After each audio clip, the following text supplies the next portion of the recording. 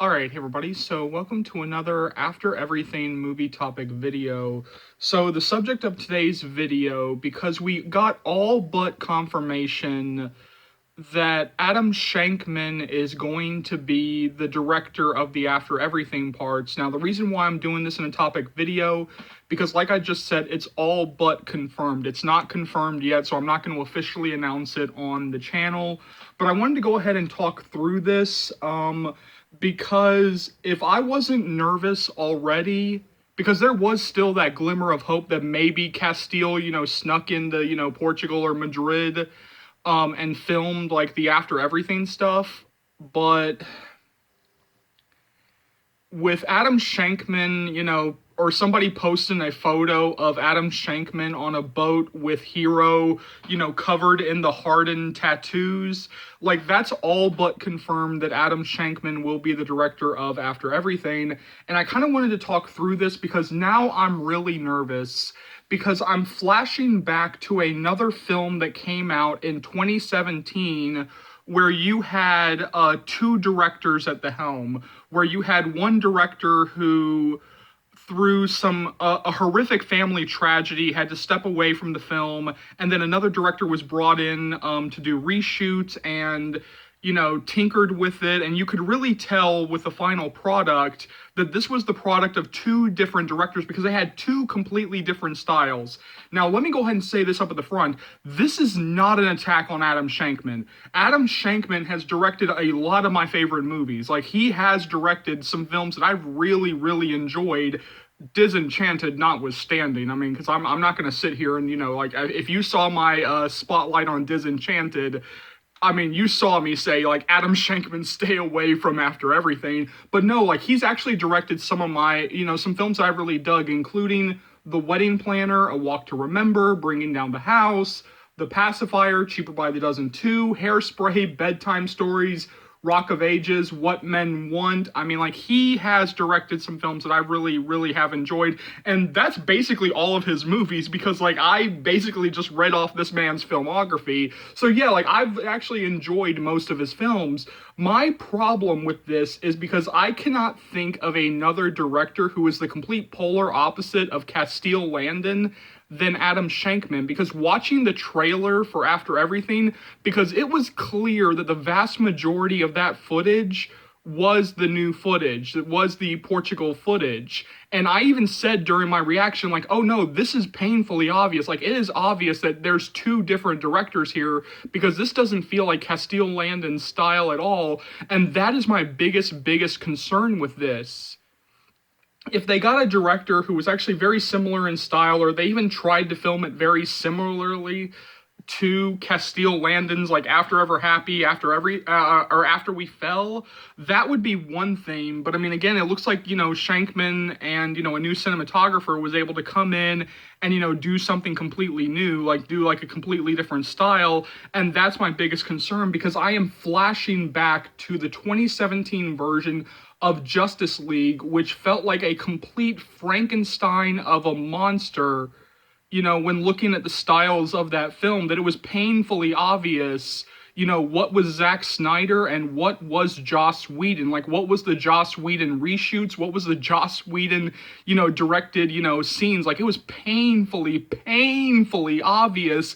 And that is why, we kind of had like this toxic explosion of release the Snyder cut, because it was just painfully obvious that that was not Zack Snyder's movie, even though Zack Snyder was still, still listed as the director. It was painfully obvious that there wasn't a single scene in that movie, since they reshot it to hell, like, it was painfully obvious that, there was just several scenes that, like, oh, this is Joss Whedon. There's no way this was Snyder. Unless Snyder went completely off the deep end, like, this was not Snyder. And it ended up turning out to be true because we got Zack Snyder's Justice League a couple of years ago, or I think even last year. And so, like, that kind of, bore, like, all the concerns that people had about the 2017 and all the attacks that people had about the 2017 version of Justice League after seeing the Zack Snyder cut of Justice League. And that's why I'm really, really scared here, because it's like, if I can already tell by the trailer that this is not Castile Landon, that I can already see, like, look at the new footage that they're putting in the teaser, and, you know, not the After Ever Happy footage, but like the new footage, and say like, oh, this is not Castile. There's no way that this is Castile Landon. Then there's already a problem if I'm already looking at a 30-second teaser and already being able to say, oh, this is not Castile Landon. There's a huge problem there. And I hope that, like, in the time that they have, like, they can, you know, like, do some editing, they can do something, you know, in post-production to kind of make it feel more seamless, because, like, right now, I can tell the major differences between who shot what was shot 2 years ago and what was shot, you know, more recently. Like, I can tell just by watching the teaser. And the difference here is because, like, a lot of people are going to, you know, talk about, you know, well, Charles, you weren't 100% on Castile Landon when she was first announced. Well, that's because I had not seen Abby on the Enchanted Stallion, because I had not seen Fear of Rain. So I didn't have anything to go off of when talking about Castile Landon as a director, really, because we had not even seen the thing that actually got her the job, which was Fear of Rain. And when I saw Fear of Rain, or even later that night when she was announced, I turned completely around on her because of everything that she was saying.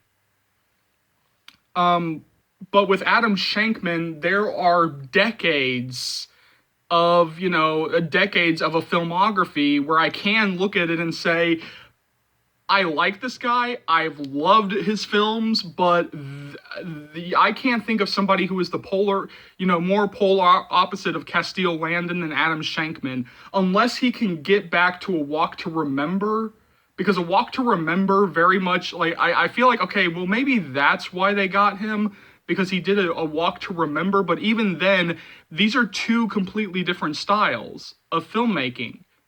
From Castile, you know, After We Fell, After Ever Happy, and, you know, Adam Shankman, A Walk to Remember. Like, they're still two completely different styles, and that's why I'm now very nervous, unless they can turn me around or even do something to confirm that Castile Landon is the director.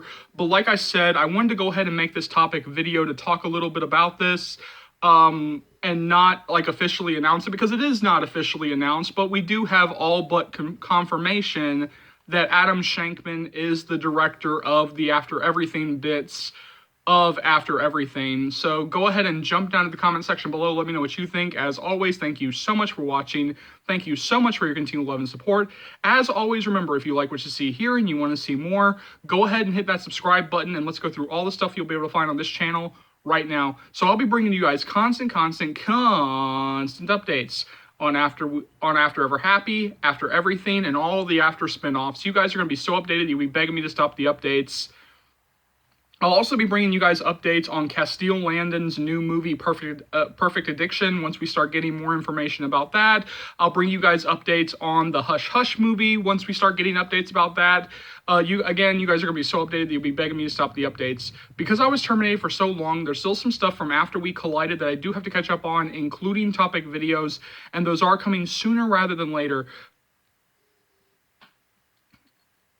This channel would not be able to grow to the heights that it has without you guys, and so for that, I'm eternally grateful. You know, I know there are plenty of fans out there, old and new, who have no idea, absolutely no idea that this channel exists. So please keep sharing the channel. Please keep spreading the word of Charles's Movie channel, because this will easily be one of the best, not the best, After series channels that you'll find right here on YouTube, or dare I say anywhere. So hit that subscribe button if you haven't already. Keep liking, keep subscribing, keep sharing. My name is Charles. Welcome to the After series channel. I'll see you later, After fans, Joe fans, Hero fans. Take care, y'all. Love you.